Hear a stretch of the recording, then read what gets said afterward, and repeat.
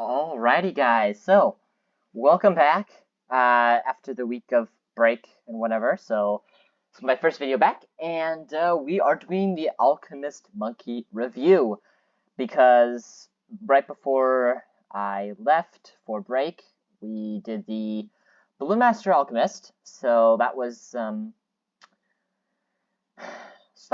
certainly interesting, I guess, is one way we could say it.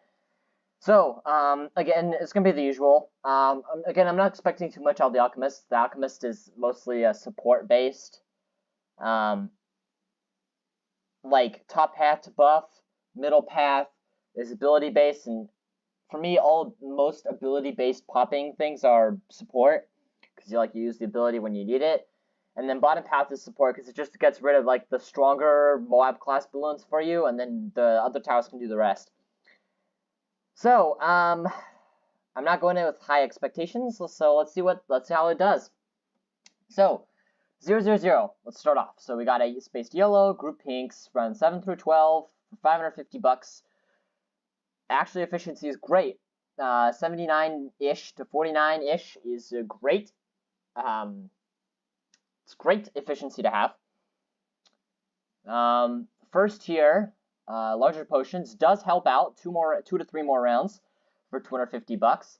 So it's a little bit less efficient, but it's quite worth it. Second tier doesn't do anything. Well, second through 5th tier, like through the 500, it's all the exact same thing. So you go from a $800 tower to a $65,500 tower. That is the exact same thing. So of course the efficiency is going to keep rising and rising. So up till 7,300-ish for life, and 43.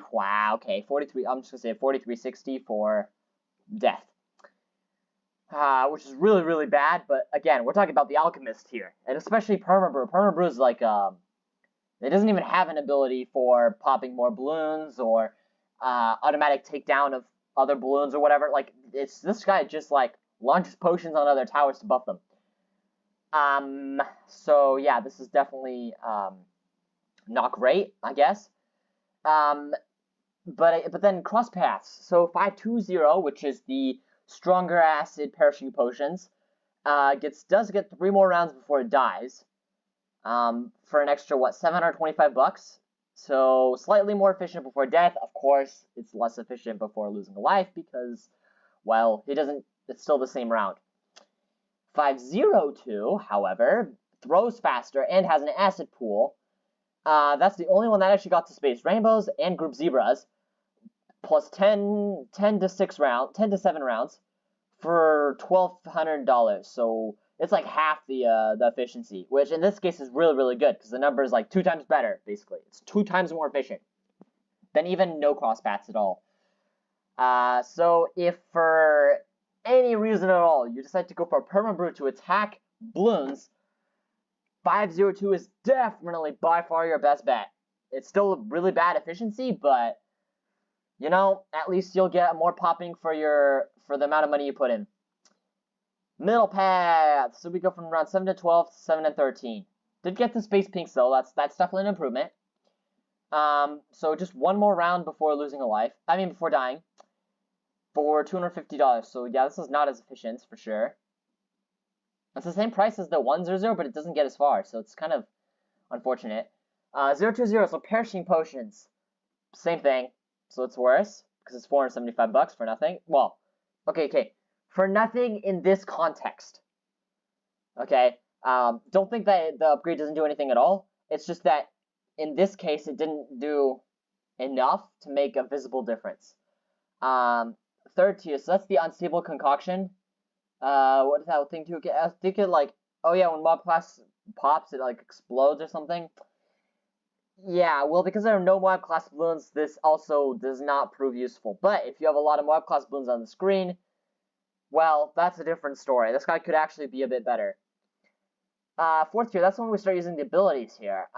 This is what the transforming tonic. It's OMGs and BFBs, which is good.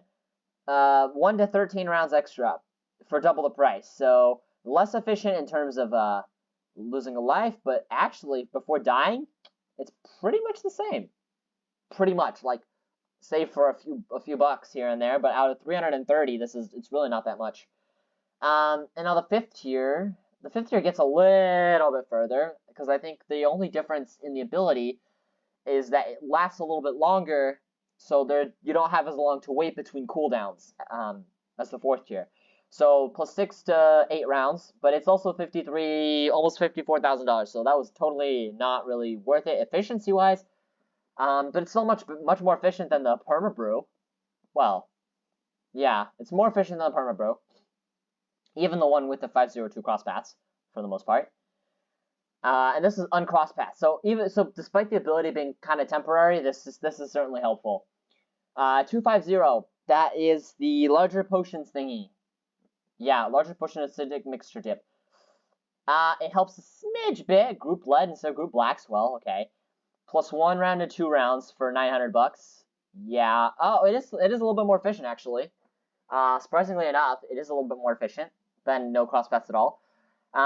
052, so that's the same thing. Ability thing with acid pool and faster throwing. So I believe with the ability, faster throwing means it attacks faster. So it does more damage, but even spaced rainbows group zebras instead of pinks and leads, which is really good.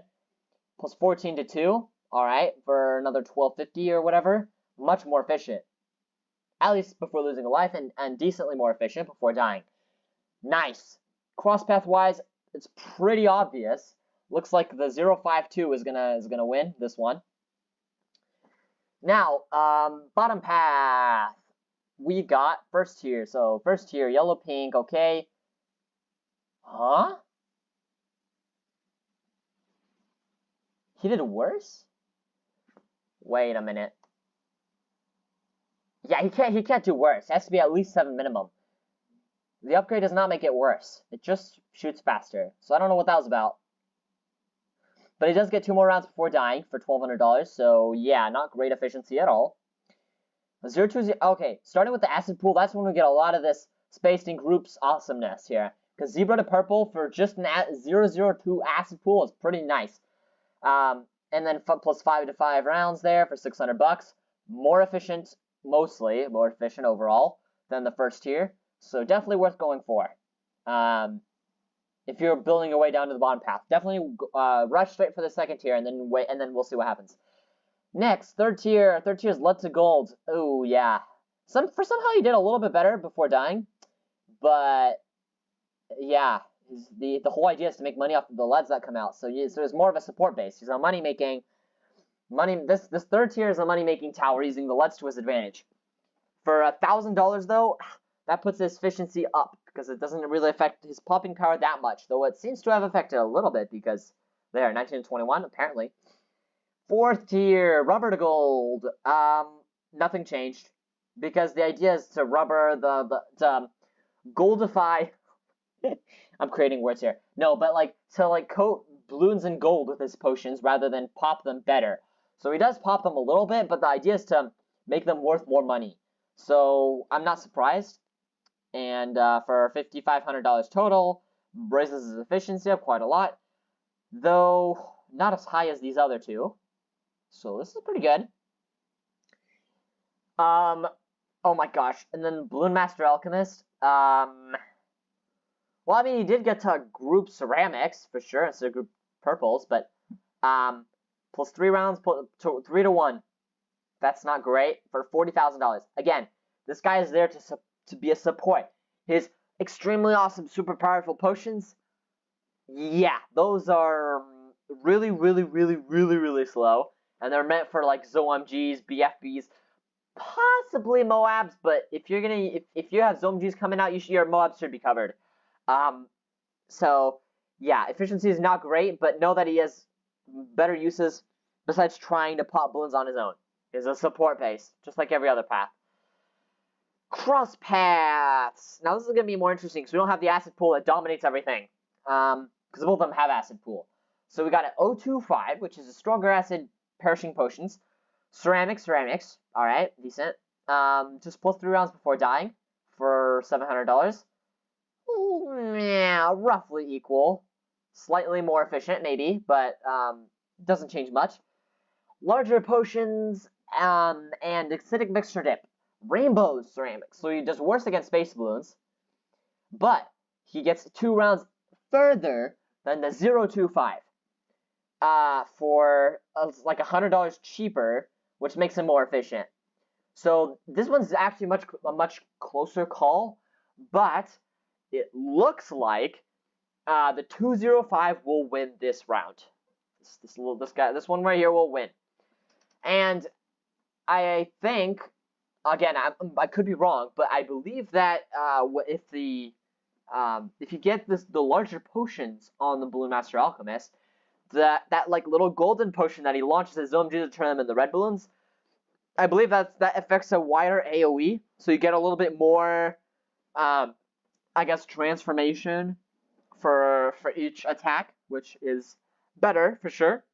If you're trying to, if you have just like if you have a lot of money and you just need to pop the balloons because you can't deal with them, yeah, you can.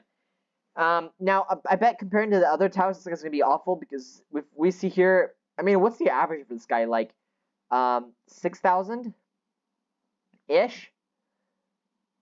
Or no. What is it? I mean, I'm not counting this one really. I mean, a little bit, but like 6,000 here ish and a 3,000 here. So that's like a 4,500. That sounds really low.